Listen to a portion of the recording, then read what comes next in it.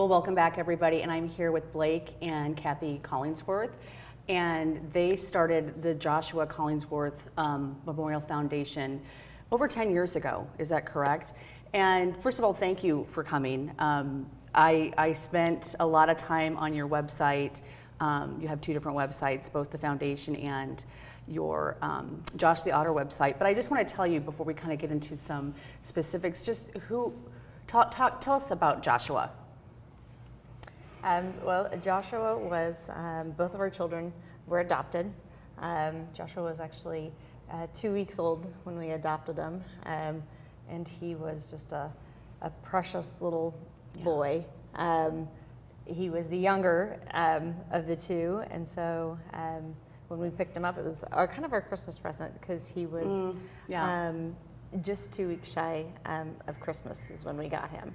So, and he was just a little joy. He, everywhere we took him, people were just like, he's just so beautiful. He was just a perfect little angel boy. So he now is, he's an angel in heaven, and we're super proud of what we've done with our tragedy, and it's just really rewarding. Well, I want to say too, just kind of, I was at the Nebraska Children's Home Society, their 125th anniversary gala earlier this month, and you two were honored for the Harris Van Ort Friends of Children Award. So I've known who you have been over the years just because of being in the publishing business. You've sent me a lot of different things, and I was just really glad to connect to you again that night. So tell us, so for those of us who don't know what the tragedy is, kind of walk us through that, which really ties into the foundation and everything you're doing. Well, we had a fun family day planned around the pool. We hadn't been in that house very long, and I'm a home builder by trade, and so we'd done all the things that we thought most people do to be diligent around the pool with the layers and barriers, safety barriers that you would put in place around the pool.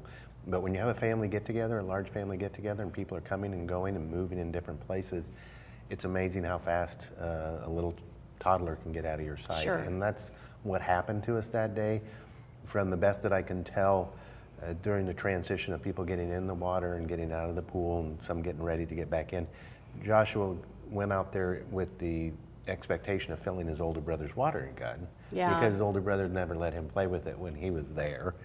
And just that type of curious little boy and wanting to play, and the gun wasn't around the pool before when we were in there, and so but it was in the water next to him later when I went to the pool. So we believe he actually probably lost his balance and fell in, and we were working on swimming lessons. We'd just kind of started that process, but we'd only had a couple.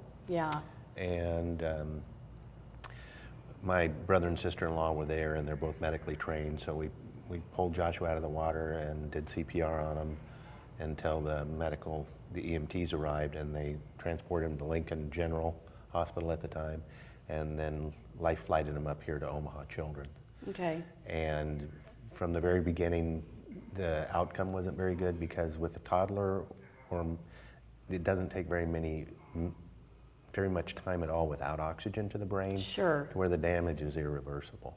So it was approximately 3 days later that we had to make the decision, and we took him off life support, and his brain just didn't have the power to run his vital organs. He passed away about 40 minutes later. Okay. Well, from that tragedy, you're doing amazing things. I mean, not just here. You're from Lincoln, just Lincoln, Omaha, I mean, around the country. So talk to us about the Josh the Otter. I mean, how that kind of came to be, and what you're doing with that.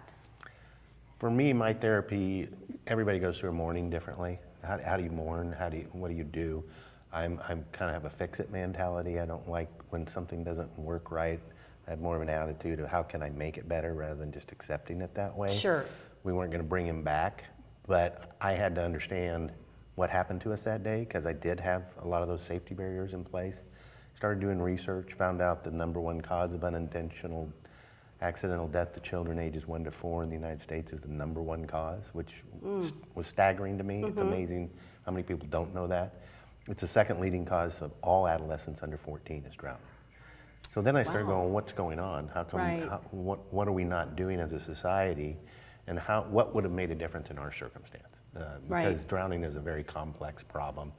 There's lots of different issues with it. But what would have changed our circumstance? Sure. And Joshua really wanted to please. He loved, he just didn't want to get out of sorts with mom or dad. Right, right. And I knew that, and so it's just like, well, if I'd have known these statistics and had a conversation with Joshua, I'd say, this is someplace you don't go unless you get mom and dad. Right. Or grandma and grandpa.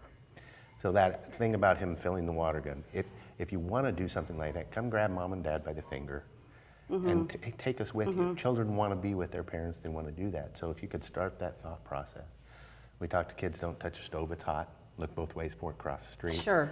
Stranger danger, we talk about all these things. We teach stop, drop, and roll in every school in the country. Right. And here we have the #1 cause of unintentional death to children 1 to 4. And we're not doing it as a society. So, and Joshua, and same as Connor, they all loved, Dora Explorer, Barney the Dinosaur, all those characters. Right. So then it's, okay, they may not listen to mom and dad, but will they listen to a character? For sure, for sure. And an otter, kids love otters. They are born in a den, and their mom drags them into the water and teaches them how to swim. Okay. So it's a perfect match character that children love. They go to the zoo and their Yeah. faces up against the glass, watching the otters swim and laughing. So. Yeah, and joshtheotter.org, is that the name, is that the website, joshtheotter.org? People can go there. Again, I was looking at, you talk about safety, you talk about different ways to get involved. People are sharing their stories. There's so much information on that website to really help parents and kids learn about safety in the water. And I want to mention one thing too, is I noticed you have, you're opening up a new Float for Life national training facility. That's amazing, and that's huge. Can you talk briefly about that? One of the other aspects besides mental education with Joshua would have been the back floating technique, which pediatricians years ago said 4 or 5 years old is when you should start a child to swim because they're physically capable of doing the swimming strokes. But back floating is a different technique, and it's something that as soon as a child can learn to crawl, they're capable of doing. And it's getting them, if they accidentally fall in the water, instead of panicking and taking in water, they hold their breath, and they literally roll on their back, and they, like an otter, and they look up and they can float on their back, and they can learn it very quickly. Then it's maybe just grabbing the side of the pool or calling out for help. So that really is what can extend your timing. You just need a few, typically in this situation, they're out of your sight for just a couple minutes. So, and this skill is pretty prevalent in Florida, California, Arizona, but there was only one place teaching it in Nebraska when we lost Joshua. Yeah. Now there's dozens. That's amazing. And at Float for Life Training Center, we expect that to be a place where we teach teachers. Okay. We will be scholarshiping kids, and we'll want to have kids in there, but we just had a woman from Alaska come to Lincoln, and we taught her this technique, and then she went back to Alaska, and now she's teaching it, and she wants to teach other teachers. So we're trying to expand how many kids are getting this type of training. That's amazing. And thank you. I mean, thank you so much. Well, I want to make sure everybody, again, joshuatheotter.org is the website. There's so much information on that website. Thank you for taking just, a tragedy nobody ever wants to experience and doing, honest, you know what, I don't even know how many children's lives you've probably saved by doing what you're doing today. So thanks for coming on the show with me. And again, joshuatheotter.org, and we'll have some information on our website at spiritofomaha.com. And we're gonna post a video too that you were just talking about before we got started to make sure people can watch that as well.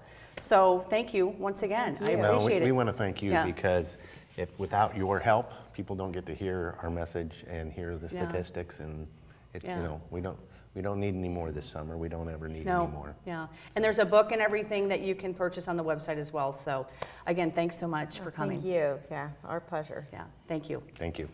We'll be right back.